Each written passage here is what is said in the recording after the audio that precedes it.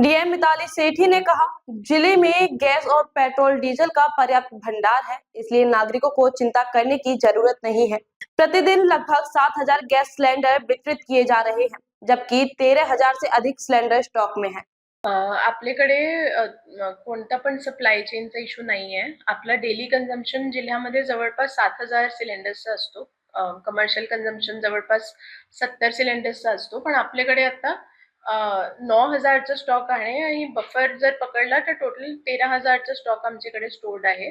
Almost every day 2 ते 3 दिवसाचा stock आमच्याकडे स्टोर्ड असतो. सो कोणता पण तुटवडा नाहीये आमच्याकडे.